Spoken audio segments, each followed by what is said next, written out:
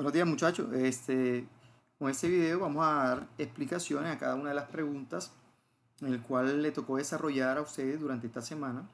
Dichas preguntas vamos a analizarlas de acuerdo a los conceptos, las ideas clave, así como venimos trabajando dentro del desarrollo del proceso de pre-IFE, tratando de desarrollar ustedes ciertas habilidades y destrezas que son propias del área. Entonces vamos a tener en cuenta los conceptos que son fundamentales, ya que estas preguntas tratan de desarrollar en ustedes los conceptos básicos que el IFE viene trabajando, y es aquí donde ustedes deben de tener en cuenta esos conceptos y sobre todo aprender esos conceptos y que tengan claridad sobre ellos. Entonces vamos a comenzar con la primera pregunta. La primera pregunta dice: en ciencia se define la densidad como la relación que existe entre la masa y el volumen de un cuerpo o fluido. Un docente realizó un experimento de laboratorio para determinar la densidad de tres sustancias y los valores que obtuvo fueron los siguientes. Podemos notar sustancia 1, 2 y 3 con su volumen y masa respectiva. A partir de la información de la tabla anterior, el docente le pide a un grupo de estudiantes que realice sus conclusiones. Tres conclusiones que pusieron de manifiesto los estudiantes son: primero, la sustancia 1 es la menos densa. 2, la sustancia 2 es la más densa. 3, la sustancia más densa no es la 3. De acuerdo con las conclusiones dadas, es correcto. Y podemos ver las opciones. Me doy cuenta de algo muy interesante dentro del problema y me doy cuenta que es la definición de densidad que está resaltada ahí. Miren que la definición está ahí. Densidad es la relación que existe entre la masa y el volumen. Es decir, que la masa la vas a coger y la vamos a dividir entre el volumen. Entonces podemos notar que tenemos las tres sustancias, 1, 2 y 3, y presentan el volumen y la masa. Si notamos, las tres afirmaciones llegan a la conclusión de la densidad y es aquí donde nosotros tenemos que calcular cada una de las densidades.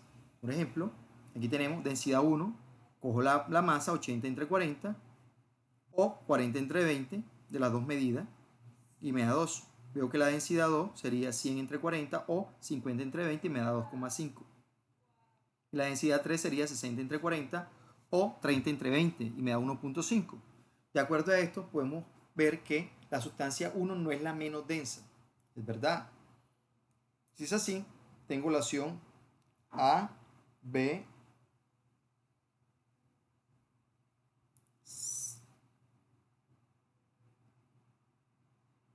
A, B y D, que se pueden descartar de forma inmediata, quedándome la opción C. Si nos damos cuenta que la sustancia 1 es la menos densa, no es la menos densa. La menos densa en este caso sería la densidad 3. Entonces, de aquí podemos llegar a la conclusión de forma inmediata que la respuesta es la opción C. Pregunta número 2. Andrés llenó 4 vasos con un mismo líquido hasta un mismo nivel. Estos tienen volúmenes diferentes. Luego midió la presión hidrostática en cada punto que se indica en los recipientes, tal y como se muestra en la siguiente ilustración.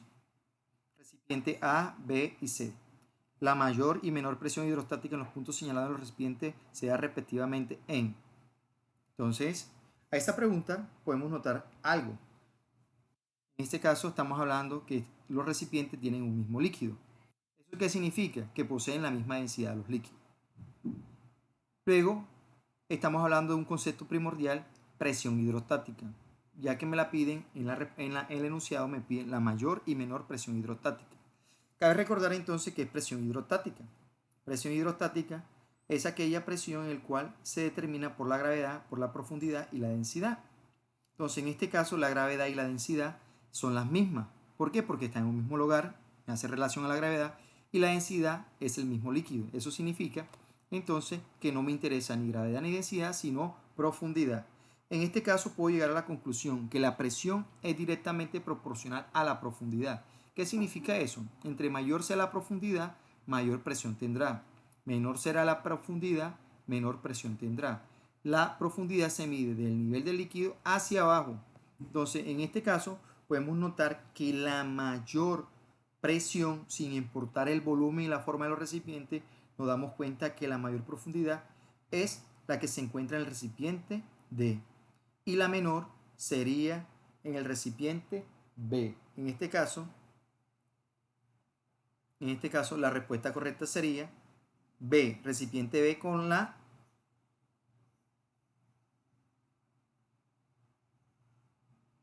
C. En este caso es la C. El recipiente D es el que presenta la mayor profundidad y la menor profundidad la tiene el recipiente B. En este caso, la opción correcta sería la C. Es posible que en la pregunta virtual, porque me doy cuenta que aquí hay un error en el papel que montaron y me doy cuenta que la opción no es la B, sino la C. Entonces el recipiente D es el de mayor profundidad y el recipiente B es el de menor profundidad. Entonces la opción correcta sería la C. Hago la aclaración porque es posible que en la opción que ustedes marcaron, si marcaron la B, esa está errada. Entonces corrijo, la respuesta correcta es la C, recipiente D, la mayor profundidad, y recipiente B, la menor profundidad, es decir, la menor presión hidrostática. Vamos a la pregunta número 3. Observa la siguiente situación, donde el niño de la figura se dejó deslizar del punto A del resbaladero hacia llegar al nivel del suelo en el punto D. De acuerdo con la información anterior, la energía que posee el niño en los puntos A, C y D respectivamente son. Bien, lo más interesante o lo más relevante que debo tener en cuenta es lo que está aquí marcado en rojo. Me doy cuenta que el niño se deslizó desde el punto A al punto D. Cuando habla se deslizó, simplemente se deja caer y por efecto de la gravedad comienza a moverse. Eso significa entonces que él no, de un principio, no aplicó velocidad al cuerpo, a su cuerpo. Entonces, nos damos cuenta que en este caso, en el punto A, C y D respectivamente son, y me doy cuenta que aquí hay unos conceptos de energía potencial y energía cinética. Entonces, hagamos la claridad entre energía potencial y energía cinética. La energía potencial es directamente proporcional a la altura. Eso significa que entre mayor sea la altura de un cuerpo, mayor energía potencial tendrá. Es decir, entre menor sea su altura, menor energía potencial ella tendrá. Entonces, tengamos en cuenta que la energía potencial se relaciona con la altura. Bien, vámonos entonces a la energía cinética. La energía cinética se dice que es directamente proporcional a la velocidad al cuadrado. En este caso, me doy cuenta que la energía cinética depende directamente de la velocidad. Eso significa que entre mayor sea la energía cinética es porque posee mayor velocidad. Entonces, si te das cuenta, podemos notar lo siguiente. En el punto A posee altura el cuerpo. Entonces significa que la opción que yo vaya a tomar al comienzo debe tener energía potencial. Y recordemos algo, cuando un cuerpo se deja caer a una altura determinada y él comienza a descender, el cuerpo pierde altura pero gana velocidad. Lo mismo sucede aquí en el resbaladero. El niño en el punto C tiene altura pero también tiene velocidad. ¿A qué conclusión llegamos? Que el niño en el punto C tiene energía potencial y tiene energía cinética. Toda la energía potencial que se ha perdido se va a convertir en energía cinética. Entonces, al final nos damos cuenta de algo, que en el punto D ya el cuerpo no tendría altura. Eso significa entonces que no posee energía potencial y toda esa energía potencial se convertirá en energía cinética. Hay un principio fundamental también que es el principio de conservación de la energía, que la energía no se crea ni se destruye, solo se transforma. Entonces lo que te vengo a decir es que en el punto A, C y D, si no hay fricción, esa energía, tanto potencial o mecánica, la energía mecánica es el resultado de sumar energía potencial y cinética, que es en el punto C, y en el punto D posee energía cinética. Entonces, en este caso podemos notar que en el punto A es energía potencial, en el punto C energía potencial y cinética, y en el punto D energía cinética. En este caso la opción correcta sería la B. Bien, cuarta pregunta. Un estudiante colocó dos objetos en un recipiente que contiene un líquido. Los resultados se muestran en la siguiente figura y se indica la parte de cada cuerpo que quedó sumergido. La situación planteada se fue a afirmar que el cuerpo A posee más masa que el cuerpo B. B, el cuerpo B es más denso que el cuerpo A. C, el líquido tiene la misma densidad de los cuerpos A y B. Y D, el cuerpo posee más masa que el cuerpo A. Entonces, primordial aquí, la parte que queda sumergida. Podemos notar que el cuerpo A y B presentan fracciones de profundidades en el líquido diferente. Eso me conlleva a pensar en algo. Entonces recordemos algo del principio de Arquímedes. Dice el principio de Arquímedes que todo cuerpo en contacto con un líquido en equilibrio experimenta una fuerza vertical llamada empuje. dirigida de abajo hacia arriba, al igual que el peso del volumen desplazado. ¿Eso qué nos quiere decir? Bien, vamos a sacar otras conclusiones con el principio de Arquímedes. El principio de Arquímedes me dice a mí esto, que si la densidad del cuerpo es mayor a la del líquido, este se hundirá hasta el fondo. Peso del cuerpo mayor que el empuje, es lo que quiere decir acá. Entonces, el peso es mayor que ese empuje, por lo tanto, él se va a sumergir. Significa entonces que el cuerpo posee mayor densidad. También podemos decir que si la densidad del líquido es igual a la del cuerpo, este quedará suspendido dentro de un líquido. Es decir, ni se hunde ni va a flotar. En este caso, el peso del cuerpo va a ser igual al empuje. Y por último tenemos que si la densidad del cuerpo es menor a la densidad del líquido, este ascenderá hasta la superficie. El peso del cuerpo es menor que el empuje. Entonces, ¿qué podemos llegar a conclusiones? Que el cuerpo A y el cuerpo B. El cuerpo B me doy cuenta que está más digamos, sumergido. Entonces, eso me lleva a decir a mí que el cuerpo B es más denso que el cuerpo A. Entonces, en este caso, la respuesta de la pregunta número 4 sería B. El cuerpo B es más denso que el cuerpo A. ¿Por qué? Porque presenta mayor superficie sumergido que el cuerpo A. Entonces podemos notar que la respuesta correcta sería la B. Pregunta número 5. En una finca, al abrir la puerta del corral, salen corriendo con la misma cantidad de movimiento un cerdo y un pato. Se sabe que el cerdo tiene mayor cantidad de masa que el pato. De la situación anterior, 3 personas afirman lo siguiente. Primero, el cerdo se movió con menor velocidad que el pato. B. 2. El pato se movió con menor velocidad que el cerdo. Y tercera afirmación, el pato y el cerdo se movieron con la misma velocidad. De las afirmaciones se consideran correcta o se considera correcta. Bien, antes de continuar, vamos a verificar que es lo más importante. Salen corriendo con la misma cantidad de movimiento. ¿El quién? El cerdo y el pato. Eso me quiere decir entonces que ambos poseen la misma cantidad de movimiento. Y resaltemos que el cerdo tiene mayor cantidad de masa que el pato. Entonces, ¿qué es cantidad de movimiento? Se dice que la cantidad de movimiento, también conocida como cantidad de movimiento lineal o momento lineal, es el producto del de la masa del cuerpo por la velocidad. Entonces quiere decir que entre mayor sea la masa, la cantidad de movimiento será mayor si se mantiene constante la velocidad. Ahora, si la masa es constante y varía la velocidad, me doy cuenta que entre mayor sea la velocidad, mayor cantidad de movimiento tendrá el cuerpo. Entonces, en este caso se dice que la cantidad de movimiento es una cantidad vectorial. Eso significa que tiene magnitud y también tiene dirección. Entonces, podemos notar la diferencia entre el cerdo y el pato. El cerdo tiene más cantidad de masa, como se afirma allá, y el pato tiene menor masa. Entonces, ¿qué puede ocurrir acá? Si para que posean la misma cantidad de movimiento, entonces puede ocurrir lo siguiente.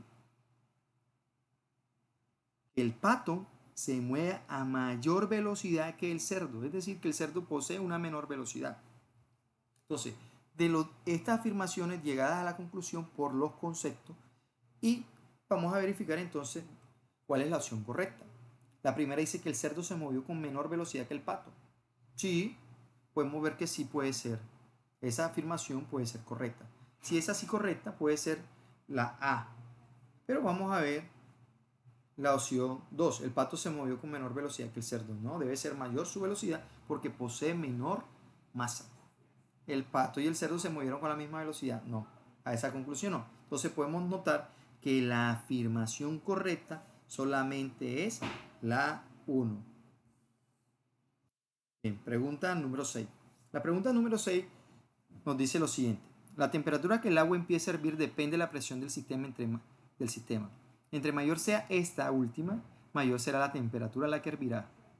A nivel del mar, la presión atmosférica estándar es de 1 atmósfera. Eso quiere decir que es de 101.325 kilopascal. Y el agua hierve aproximadamente a 100 grados centígrados. La olla de presión de trabaja a presiones aproximadas de 3 atmósferas absolutas. Esto ocasiona que los tiempos de cocción sean más cortos y se ahorre energía en la cocción. A continuación se presentan grandes ciudades del país y algunas características de ellas. Tenemos la temperatura, tenemos la altura y tenemos la población. Y podemos ver las ciudades son Bogotá, Cali y Medellín. De acuerdo con lo anterior, la ciudad donde demora más la cocción de un alimento en una olla a presión es. Podemos ver que las opciones, al leerlas, estaban a Bogotá y Barranquilla. ¿Qué diferencia tiene entre Bogotá y Barranquilla?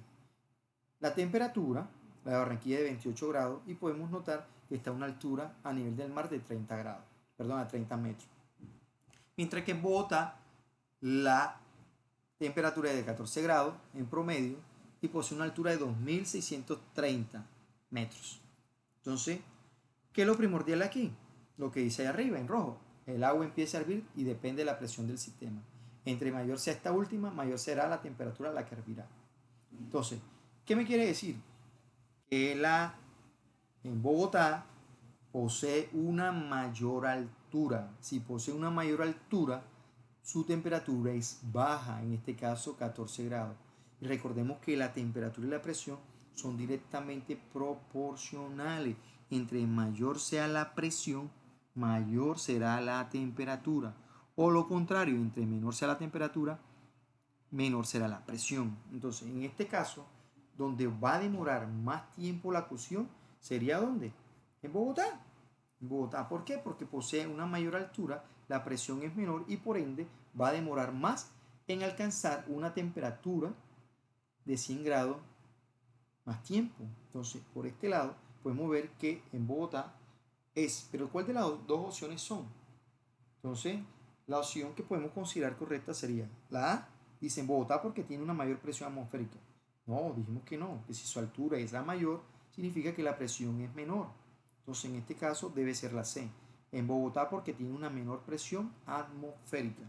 Ahí sí, porque entonces necesitaría más tiempo para llegar a obtener los 100 grados centígrados.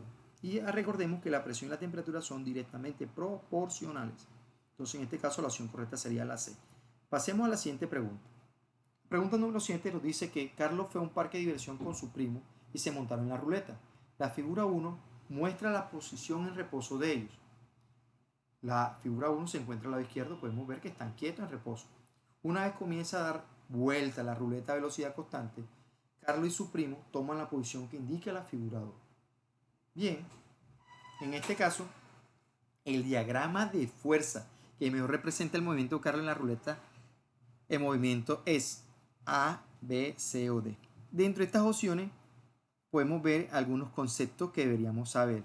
La tensión, fuerza centrípeta, peso, fuerza normal, fuerza centrífuga, centrípeta, peso y notamos eso. Entonces, en este sentido, podemos ver entonces que tengo que tener muy claro cuáles son las fuerzas que está actuando sobre Carlos. Entonces, para esto vamos a hacer un pequeño recorderis de estas fuerzas. Bien, recordemos, el peso se dice que es la fuerza que aplica la Tierra sobre un cuerpo y la dirección del peso está representada por una recta que une el cuerpo con el centro de la Tierra, con sentido hacia ella. El vector peso actúa sobre un cuerpo, un punto llamado centro de gravedad. ¿Qué significa? Que el peso se concentra en ese punto que se llama centro de gravedad y de ahí, en forma totalmente vertical, podemos notar que va dirigido el peso. El peso se representa en algunos diagramas con la letra W en este caso. Entonces podemos notar que en la opción A, B, C y D se encuentra bien representado el peso, totalmente vertical, marcando hacia el centro de la Tierra. Bien, recordemos entonces fuerza normal. Se dice que la fuerza normal es la fuerza perpendicular a la superficie que ésta ejerce sobre los cuerpos. Entonces, en esta fuerza normal podemos notar lo siguiente, que para que exista una fuerza normal, significa entonces que el cuerpo o el sistema debe estar en una superficie, suelo o una base en el cual sostenga a todo el cuerpo. En este caso podemos notar que el cuerpo, es decir, Carlos no se encuentra sobre un suelo o una superficie. Entonces en este caso la opción B y C son totalmente descartadas, simplemente por el concepto de fuerza normal. Pasemos entonces al otro concepto, fuerza de rozamiento. La fuerza de rozamiento es la fuerza que supone el deslizamiento o movimiento de un objeto. Es decir, que si yo aplico una fuerza sobre un objeto hacia la derecha, las fuerzas de fricción o de rozamiento se opone al movimiento. Entonces, si va a la derecha el cuerpo moviéndose, ella tendría que ir hacia la izquierda. Si el cuerpo viene bajando, como se encuentra en el plano inclinado, si el cuerpo viene bajando, entonces la fuerza de rozamiento debe ir contraria al movimiento, es decir, tendría que ir hacia arriba. Entonces podemos notar que este cuerpo está totalmente en reposo sobre la superficie, no, perdón, superficie no, sobre la silla del carrusel, y es aquí donde podemos ver que no hay fuerza de rozamiento. Entonces, ni entre las opciones que me quedaron, ni la A ni la D. Entonces, vamos a ver los otros conceptos. Lo otro es tensión. Se dice que la fuerza de tensión es la fuerza que se transmite por medio de una cuerda, pita, alambre, entre otros. La dirección de la cuerda o pita, alambre, determina la dirección de la tensión. Entonces podemos notar que Carlos está sujeto, al igual que el primo, en un cable, es un carrusel. Y podemos ver que la tensión está totalmente correcta, porque está indicando que el carrusel está ejerciendo una fuerza hacia arriba para sostener ese cuerpo. En este caso, podemos notar que la opción correcta en este caso sería en tensión, ambas están correctas. Hay una diferencia entre fuerza centrípeta y fuerza centrípeta entre las dos, opción A y opción D. Una va dirigida hacia el centro y la otra va dirigida hacia afuera. Entonces la fuerza centrípeta, su nombre centrípeta significa dirigida hacia el centro. Y si podemos ver, el cuerpo se mueve de forma circular, entonces el centro estaría hacia dentro del carrusel. Entonces podemos ver que la opción correcta de la pregunta número 7 sería la A, ya que la fuerza centrípeta que marca la D estaría marcando hacia afuera. En este caso, la opción correcta es la D, fuerza centrípeta hacia el centro, peso totalmente vertical, y la tensión está marcando la dirección del cable que sostiene a Carlos. Entonces la opción correcta sería la A.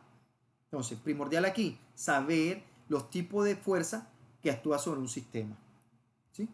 Bien, pregunta de la 8 a la 10. Dice que los motores a gasolina son sistemas termodinámicos formados por diversos mecanismos, como el pistón, cilindro, válvula de admisión y válvula de escape, entre otras piezas fijas y móviles, cuya función principal es la de utilizar de forma efectiva, precisa la energía química del combustible y convertirla en trabajo mecánico que termine por generar movimiento en el automóvil. Todo este proceso se lleva a cabo, por lo general, en 4 pasos o tiempos muy sencillos que desencadenarán explosiones del carburante para liberar energía y crear movimientos. Todo ocurre en el cilindro. En su parte superior se encuentra la cámara de combustión, donde se produce la explosión. En el interior del cilindro hay un pistón que se mueve de arriba abajo. Y en la parte inferior hay un cigüeñal que al final utilizará el impulso generado en la cámara de combustión. El funcionamiento de estos motores se sintetiza en el siguiente dibujo. Podemos ver, primer tiempo es la admisión, segundo tiempo es compresión, tercer tiempo es combustión y cuarto tiempo es escape. Como si dice su nombre, es la admisión, permite que la cámara se llene, en este caso con gasolina y aire, que es la cámara de combustión, que abre la válvula de admisión, el primer paso. El cigüeñal comienza a girar hacia abajo prácticamente. Luego, en el segundo tiempo, que es la compresión, como su nombre le dice, comprime el gas y el oxígeno. Y me doy cuenta que el pistón va subiendo en su totalidad. Cuando el pistón está en la parte superior, hace la combustión, se enciende la chispa, la válvula está cerrada y inmediatamente se comprime y explota. ¡Bum! Inmediatamente comienza a bajar el cigüeñal y se abre la válvula de escape. Inmediatamente salen los gases, sale los humos, todo lo que sucede dentro de una combustión, para luego comenzar el primer tiempo, que sería la admisión. Eso es un motor a 4 tiempos. Mire que acá en la parte izquierda nos dice que este proceso de motores a gasolina es cíclico, llegando a repetirse 60 veces por segundo en cada cilindro. Entonces significa que sube y baja todo en un segundo, lo hace 60 veces. Algo muy rápido. Bien, vamos a recordar las leyes de los gases.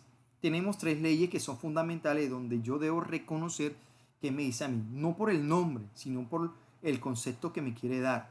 Por ejemplo, la ley de Charlie dice que el volumen de un gas es directamente proporcional a su temperatura cuando se mantiene constante la presión.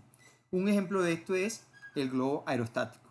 Ese globo aerostático que se ve en la parte de la derecha, podemos ver que ese globo trabaja con candela, con gas, inmediatamente calienta todo el aire interno y el aire comienza a aumentar su volumen. Cuando el cuerpo comienza a aumentar su volumen, inmediatamente el cuerpo se hace menos denso y él comienza a subir, relacionándolo con el principio de Arquímedes. Entonces podemos ver que el volumen es directamente proporcional a la temperatura. En la ley de Charlie me dice eso. Y tenemos que tener claro ese concepto, que el volumen es directamente proporcional a la temperatura. Vamos con la segunda ley, la ley de Boyle. La ley de Boyle nos dice que el volumen de un gas es inversamente proporcional a su presión cuando se mantiene constante la temperatura. En este caso podemos dar un ejemplo claro. Cuando tenemos un globo y le comenzamos a aumentar la presión, el volumen de ese globo inmediatamente va a disminuir su volumen. Entonces, significa que entre mayor sea la presión, menor es el volumen. O lo contrario, si menor es la presión, mayor será el volumen ejercido ahí. Tenemos la ley de Gay-Lawson. La ley de Gay-Lawson me dice a mí lo siguiente, que la presión de un gas es directamente proporcional a su temperatura, cuando se mantiene constante el volumen. En este caso me indica a mí que la presión y temperatura es directamente proporcional. ¿Qué significa? Si se aumenta la temperatura, aumenta la presión. O lo contrario, si la temperatura disminuye, la presión disminuye. Un ejemplo de eso puede ser la olla de presión. Ahí como la tenemos. Entre mayor sea la temperatura, mayor debe ser la presión que se debe ejercer ¿dónde? Dentro de la temperatura. En este caso, el volumen se mantiene constante. En la ley de Charlie, la presión se mantenía constante, que es la presión atmosférica. Y en la ley de Boyle, la temperatura es constante, que es la temperatura que me está marcando el ambiente o el medio. Y acá, como te dice, el volumen constante es el volumen que mantiene dentro de la olla a presión. Entonces, ahí tenemos claro las tres leyes. Bueno, vamos a mirar donde otros conceptos también que son muy relevantes cuando hablamos de magnitudes directamente proporcionales. Ahí estuvimos hablando que la presión es directamente proporcional a la temperatura y el volumen era directamente proporcional a la temperatura. ¿Cómo son esas gráficas? Podemos ver que si tenemos las dos magnitudes 1 y 2, podemos ver que si son magnitudes directamente proporcionales, debe ser una línea totalmente recta como se marca acá, inclinada. ¿Sí? Ahí podemos ver que son directamente proporcionales. Aumenta una, la otra también aumenta. También hablamos que la gráfica de magnitudes inversamente proporcionales, dijimos que la presión y el volumen eran inversamente proporcionales. ¿Cómo son las gráficas de las magnitudes inversamente proporcionales? Inmediatamente notamos que son una curva, donde podemos ver que si me ubico en la magnitud, a medida que E va aumentando su valor, me doy cuenta que la magnitud viene disminuyéndolo. O si me corro hacia la izquierda, a medida que la magnitud disminuye en su forma numérica, la magnitud 1 comienza a aumentar. También hablamos dentro de los tres conceptos que se mantiene constante la presión, el volumen o la temperatura de acuerdo a la ley. Y podemos ver que cuando son magnitudes constantes debe ser una línea totalmente horizontal. Entonces, tengamos claro entonces magnitudes directas, inversas y magnitudes que son constantes. Entonces, ahora sí, vamos a la pregunta número 8. En el proceso de admisión, el pistón baja con la válvula de admisión abierta, aumentando la cantidad de mezcla aire-combustible en la cámara. Este primer tiempo del motor se considera un proceso isobárico. La gráfica que ilustra apropiadamente el proceso de admisión de un motor a gasolina de presión en función del volumen durante este proceso es, bien, ¿qué será lo más importante dentro de la pregunta? El concepto nos dice que baja con la válvula de admisión abierta, aumentando la cantidad de mezcla en la cámara. ¿Eso qué quiere decir? Que a medida que la válvula esté abierta, el volumen de aire más combustible comienza a aumentar. Entonces, aparte de eso, hay una palabra que está en rojo que significa isobárico. Eso isobárico, ¿a qué se hace relación? La palabra isobárico hace relación a proceso en el cual la presión se mantiene constante. Entonces, está claro, si me piden una gráfica apropiada del proceso de presión en función del volumen, me doy cuenta de algo, que la gráfica que yo debo tomar debe ser una gráfica como la B o como la D. ¿Por qué? Porque en los procesos isobáricos se mantiene la presión constante. Entonces tengo la B y la D como opciones posibles, descartada la A y la C. En este caso podemos ver que dice baja con la válvula de admisión abierta. ¿Eso qué significa? Que a medida que viene bajando, la mezcla de aire y combustible viene aumentando. Eso significa entonces que el volumen comienza a aumentarse. Entonces me doy cuenta que la opción D no puede ser, porque ahí me dice que el volumen viene disminuyendo. Entonces la opción correcta en este caso es la B, porque el volumen comienza a aumentar y la presión se mantiene constante. Entonces respuesta de la 8, opción B. Vamos a la pregunta número 9. La pregunta número 9 habla sobre el proceso de combustión. El pistón se ubica en el punto más alto. Salta la chispa de la bujía. El calor generado en la combustión calienta bruscamente el aire, que incrementa su temperatura, y el pistón no le ha dado tiempo a bajar. En esta tercera fase o tiempo de un motor a gasolina, la gráfica que ilustra apropiadamente la presión en función del volumen es. Bien, ¿qué será lo más relevante e importante dentro de la pregunta? El calor generado en la combustión calienta bruscamente el aire, que incrementa la temperatura, y el pistón no le ha dado tiempo a bajar.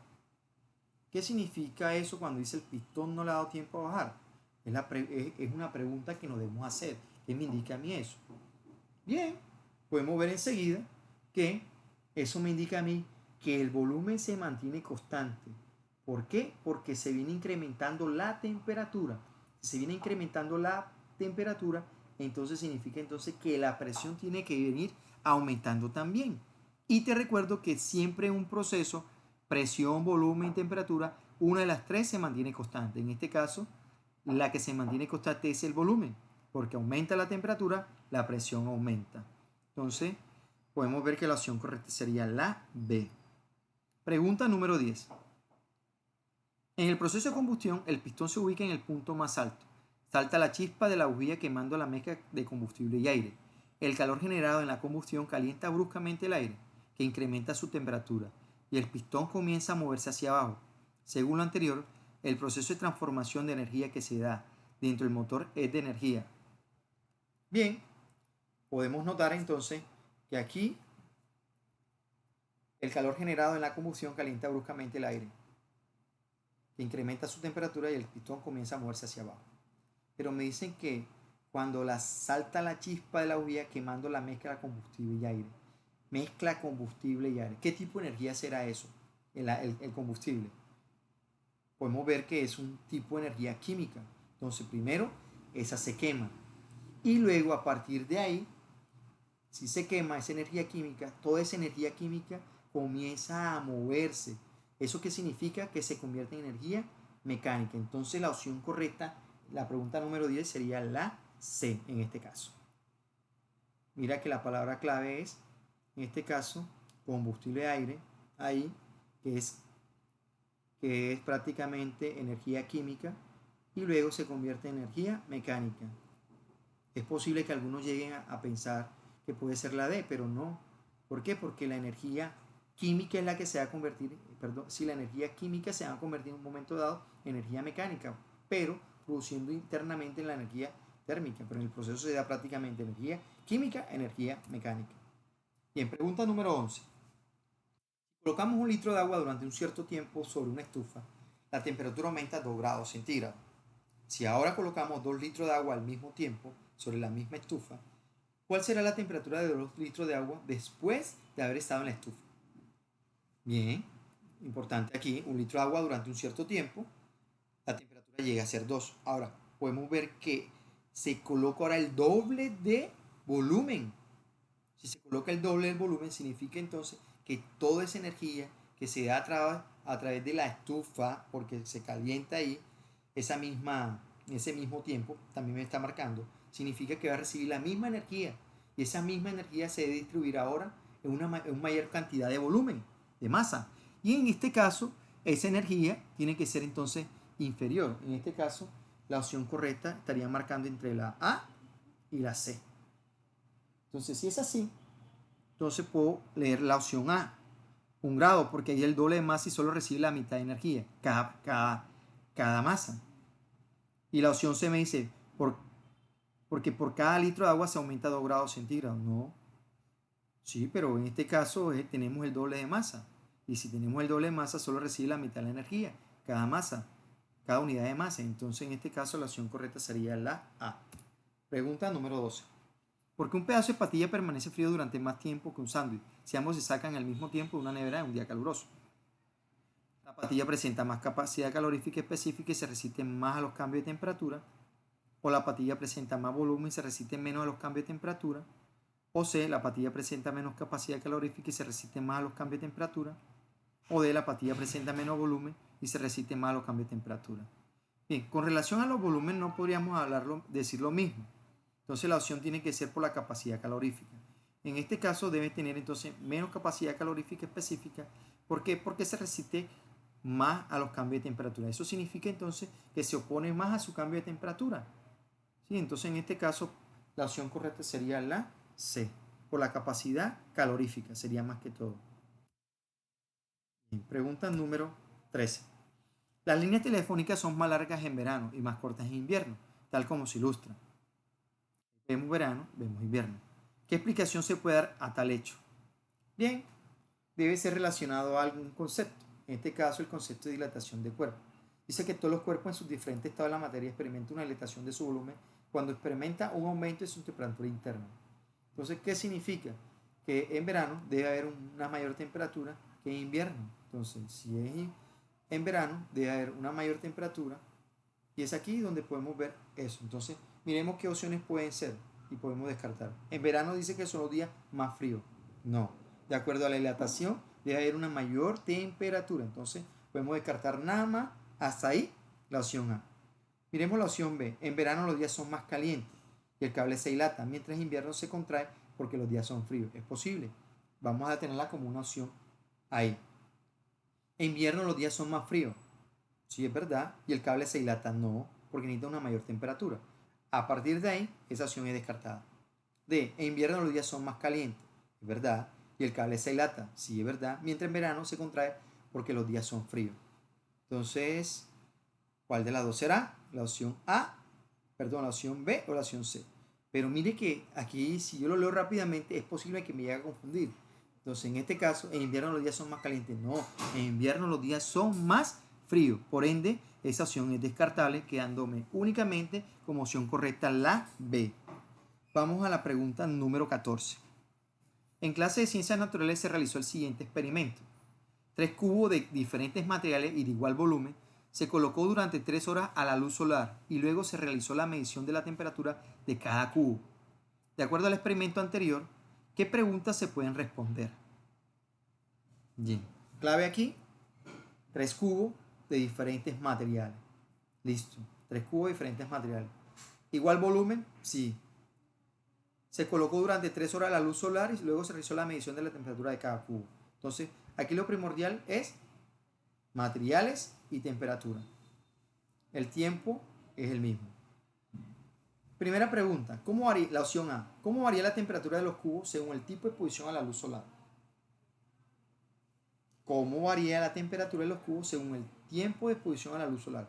Podemos ver que no puede ser según el tiempo de exposición a la luz, porque si los 3 cubos duraron 3 horas, entonces no puede ser opción como para indagar aquí. Entonces, descartarle la opción A. B. ¿Cuál es la temperatura de fusión de cada cubo expuesto a la luz solar? No, porque nunca hablamos de fusión. Aquí los cubos no se derritieron o no se evaporaron prácticamente. Entonces, esa opción B es descartable. Opción C. ¿Cómo la forma de los cubos puede variar la capacidad calorífica? Ey, no, porque en este caso el cubo, poseemos 3 cubos y los cubos son de diferentes materiales, pero son de igual volumen. Entonces, en este caso, es descartada la opción C. Entonces, la única opción que me queda correcta sería la D. ¿Cuál material tiene mayor capacidad calorífica? ¿Sí? De acuerdo a la variación del material, así será entonces la variación en su temperatura. Así como sucedió con la patilla del sándwich en la pregunta anterior, en la número 12. Entonces, opción correcta, D. Vamos a la pregunta número 15. Se mide la temperatura a 4 vasos con agua. Los resultados obtenidos se ilustran a continuación. Vaso 1, 14 grados, vaso 2, 16 grados, vaso 3, 28 grados Fahrenheit y vaso número 4, 280 grados Kelvin. ¿Cuál de los siguientes vasos presenta la mayor temperatura? Bien, es necesario entonces conocer los grados centígrados, Fahrenheit y Kelvin, cómo se relacionan ellos. Para esto, analicemos aquí. Los grados Celsius, Fahrenheit y Kelvin tienen simplemente una variación en las divisiones de su escala. Mira que el Celsius tiene 100 divisiones, al igual que el grado Kelvin tiene 100, pero los Fahrenheit tienen 180 divisiones. El punto cero significa, en grados Celsius, 32 grados Fahrenheit y Kelvin, 273, es el punto en el cual se encuentra el agua en estado sólido. ¿Sí? De fusión. El punto en el cual se encuentra en grado sólido, entre sólido, agua. Entonces, cuando marca 100 grados centígrados, 212 grados y 373 grados Kelvin, se marca el punto de ebullición como tal del agua. Entonces, tenemos la escala. Me piden cuál es la mayor temperatura. En este caso, entre el vaso 1 y el vaso 2, yo puedo irme con el vaso número 2, porque es mayor 16 grados que 14. Entonces, hasta el momento tengo esto. Pero tengo una diferencia entre Kelvin y Fahrenheit. Si yo miro el grado Fahrenheit, tiene 28 grados Fahrenheit. Significa que está por debajo. Es decir, debajo de 0 grados centígrados. Y es aquí donde yo debo tener en cuenta que el punto de 32 grados Fahrenheit, el agua se está en un grado sólido todavía, convirtiéndose un poco a líquido. A partir de ahí, de 0 en superior, comienza a tener el estado líquido, a darse el punto líquido del agua o derretirse. Entonces podemos notar que el grado Fahrenheit, 28 grados Fahrenheit, es inferior a 16 grados. Bien, si miramos 287 grados Kelvin comparado con 273, entonces tenemos una diferencia en este caso nada más de 14 divisiones. Entonces, ¿qué significa? Que 287 grados Kelvin es exactamente 14 grados centígrados. Porque si yo saco la diferencia de 287 a 273, la diferencia sería 14 grados centígrados. Entonces es aquí donde yo me doy cuenta que el vaso que tiene mayor temperatura sería el B. ¿Qué tenemos que tener en cuenta nosotros? El punto de fusión y el punto de ebullición de 0, 32 y 273 Kelvin, Fahrenheit y Celsius.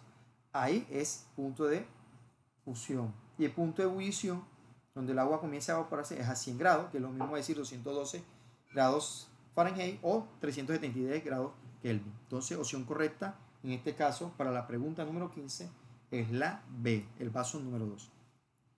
Pregunta número 16. Si se agrega 200 julios de calor a un sistema que efectúa 100 julios de trabajo externo, ¿cuánto aumentará la energía interna del sistema? ¿Qué nos quiere decir acá? Que en el sistema hay 250 que se están metiendo, pero nada más están trabajando con 100. Esos 100 se van en trabajo interno, es decir, por fuera. Entonces, ¿cuánto debe aumentar la energía interna del sistema? Es simplemente la variación de 250 y 100. Podemos ver que la variación en este caso sería de 150 julios, es lo que me aumentará a mí la energía interna del cuerpo. Entonces la opción correcta en este caso sería la B. Fácil, sencilla esta pregunta, nada que explicar. Pregunta número 17. Es una pregunta que de pronto se ve larga, una pregunta que se ve complicada, pero es una pregunta totalmente sencilla también o fácil de responder. La pregunta número 17 dice que al comprimir un cilindro, un gas ideal, un estudiante se sospechó que el embolo no estaba bien ajustado y que permitía que el gas escapara. Realizando misiones halló que en un estado inicial 1, la presión del gas era de 70 centímetros de mercurio y su volumen, esa es la presión, y su volumen era de 20 centímetros cúbicos. Para otro estado 2, a la misma temperatura, que es un proceso isotérmico. Cuando hablamos de proceso isotérmico significa que posee la misma temperatura, obtuvo una presión de 120 centímetros de mercurio y un volumen de 10 centímetros cúbicos. Estas mediciones le permitieron confirmar su sospecha, ya que es un proceso isotérmico. Entonces, el proceso isotérmico, en este caso, me está indicando a mí que poseen la misma temperatura esos dos procesos que se están manifestando en el problema. A partir de aquí, se puede determinar que volumen y presión, inclusive hasta viendo la información de datos, en la situación 1 la presión es 70, en la situación 2 es de 120 centímetros de mercurio, su presión. Veo que si la presión disminuye en este proceso, tuvo que haber aumentado el volumen. Caso contrario, en la situación 2, donde el volumen, la presión aumentó, el volumen disminuyó. Entonces, en esta situación, significa entonces que aumentó la presión pero su volumen tiene que disminuir. En este caso, llegamos a confirmar que la respuesta correcta a la pregunta número 17 tiene que ser la B. Aumentó la presión mientras que el volumen estaba disminuyendo. Pregunta número 18. Se realizó un experimento para determinar los cambios de volúmenes que le ocurren a 1 gramo de agua en diferentes temperaturas. Los resultados obtenidos del experimento se muestran en la gráfica. De acuerdo con la gráfica, no se puede concluir. El agua entre 0 y 4 grados centígrados, el volumen del agua disminuye conforme aumenta la temperatura. ¿Qué nos toca hacer aquí a nosotros en la pregunta número 18? Prácticamente tenemos que mirar el gráfico y tenemos que mirar la opción de respuesta. Dice que el agua entre 0 y 4 grados. Miro la gráfica entre 0 y 4 grados de temperatura. ¿Qué pasa ahí? El volumen del agua disminuye conforme aumenta la temperatura. Es verdad. Podemos ver que cuando es 0 grados, el volumen está en 10.002 y podemos ver cuando está en 4 está en 10.000. Entonces esa opción es verdad, entonces no es la que me sirve. La opción B, vamos a leerla, dice que el volumen del agua aumenta conforme a su temperatura es superior a 4 grados centígrados. Entonces si es superior la temperatura a 4 centígrados en la gráfica, me doy cuenta que sí, que también el volumen comienza a aumentar. Entonces esa opción no sería la correcta. Vamos a mirar la opción C. El agua entre 0 y 4 grados, la densidad del agua aumenta conforme aumenta la temperatura. Bueno, recordemos que el volumen es, con la temperatura, es directamente proporcional, ¿es verdad? Si el volumen disminuye, la temperatura disminuye. Y recordemos que la densidad, en este caso, la densidad es la relación que existe entre la masa y el volumen. La densidad, ¿qué significa? Que si mayor es el volumen, la densidad es menor. O lo contrario, si el volumen es mayor, la densidad es menor. En este caso me dice que entre 0 y 4 la densidad del agua aumenta. Claro, porque el volumen disminuye, la densidad tiene que aumentar. La densidad y el volumen son inversamente proporcionales. Entonces, de la pregunta número 18, puedo decir entonces que la opción que me queda sería la incorrecta y la que estamos buscando. D, la densidad del agua aumenta conforme su temperatura es superior a 4. Podemos notar que si el volumen aumenta, entonces la temperatura tiene que aumentar. Entonces, recordemos que el volumen y la densidad son inversamente proporcionales. Entonces, si el volumen aumentó, la densidad tiene que bajar. Y es aquí que la opción es correcta, la D, porque es la incorrecta que estamos buscando. Pregunta número 19. La siguiente gráfica o figura representa un diagrama de presión contra volumen. El ciclo que experimenta un gas. La energía interna en A se tomará igual a 0. De la gráfica podemos afirmar que de B a C no se realiza trabajo, pues la presión es constante. De A a B no se realiza trabajo, pues el volumen es constante. En A la presión y el volumen es igual a 0. De A a B se realiza trabajo porque el volumen es constante. Bien, podemos ver inmediatamente que hay una opción que la podemos descartar, que es la opción C. En A la presión y el volumen es igual a 0. No. En A podemos ver que el volumen y la presión no es 0, porque poseen valor. Entonces esa opción es descartable. Tengo dos conceptos que hablan de realizar trabajo. Entonces vamos a mirar un concepto cuando hablan del volumen. Dice que un proceso a volumen constante, es decir, el volumen constante significa que no hay variación de volumen y por lo tanto no se realiza su trabajo sobre el sistema. Entonces una gráfica, un diagrama de presión con volumen, al tratarse de una recta vertical, el área bajo la curva es nula. ¿Qué quiere decir eso? Que si podemos ver el proceso de la opción A, dice que de B a C no se realiza trabajo, pues la presión es constante. Para decir que no hay presión, perdón, no hay trabajo, según el concepto me dice a mí que no debe haber variación de volumen. Y en este caso del B a C hay una variación de volumen, es decir, que ahí sí se realiza trabajo. Miremos la opción B. Entonces ya tengo dos opciones descartadas, la A y la C. Miro la opción B. Dice que de A a B no se realiza trabajo, pues el volumen es constante. Es posible que sí. Y si miramos el concepto, aquí me dicen que el volumen es constante, por lo tanto no se realiza trabajo en el sistema. Y si hay una gráfica de presión contra volumen, al tratarse de una recta vertical, el área bajo la curva es nula. Es equivalente a la situación mecánica que tenemos una fuerza aplicada pero no hay desplazamiento. El trabajo es nulo. Entonces, ¿qué puedo decir yo? En este caso, el volumen es constante, mira que es una recta vertical y no hay trabajo por ende. Entonces puedo decir que la respuesta correcta a la pregunta 19 es la B, por el concepto. B. Ahí está. No se realiza trabajo en el sistema. Gráficamente un diagrama de presión contra volumen tras una recta vertical. Ya lo dije anteriormente. Entonces podemos decir que la opción correcta es la B. Vamos a la pregunta 20. La pregunta 20 es una pregunta totalmente fácil y sencilla. Dice que se tiene una mezcla de 50 gramos de agua a 10 grados centígrados de temperatura y se mezcla con 50 gramos de agua a 50 grados centígrados de temperatura. ¿Qué sucede? Se mezclan las dos y al final me va a quedar una sola mezcla. Podemos notar que la misma cantidad de agua o de masa de agua se están mezclando. Lo único diferencia es que la temperatura están que son totalmente diferentes. Entonces, ¿qué quiere decir eso? Que al mezclarse 10 más 50 debe tener un promedio de su temperatura. En este caso, 10 más 50 me haría 60. El promedio sería 30 grados centígrados. Entonces, en este caso, podemos notar que la opción correcta es la A, en este caso. Entonces, muchachos, fueron totalmente las preguntas sencillas. Esta última estuvo bastante sencilla y podemos decir que fueron totalmente sencillas las preguntas. De pronto hay unos conceptos que debemos tener y debemos afianzar nosotros en la institución, con los docentes, tratar de afirmar eso. Entonces simplemente los motivo a seguir adelante. Para obtener un buen puntaje nos toca hacer sacrificio y dedicarnos a trabajar fuertemente y tratar de hacer los ejercicios que lo estamos colocando a ustedes dentro de este proceso. Dios me los bendiga, Dios me los guarde. Cuídense, lávense las manos, como le vengo diciendo. Lávense al salir, pónganse en tapaboca, guante y tengan mucho cuidado. Si hay personas tosiendo, mantenga la distancia y simplemente bendiciones. La próxima semana estarán trabajando con otras áreas de ciencia, en este caso biología y química vendrán a trabajar. Tienen fecha como máximo para trabajar las preguntas de química y biología hasta el día viernes y el día sábado sería el foro a las 9 de la mañana. Entonces siempre vas a tener hasta el viernes hasta las 11:59 pm para trabajar.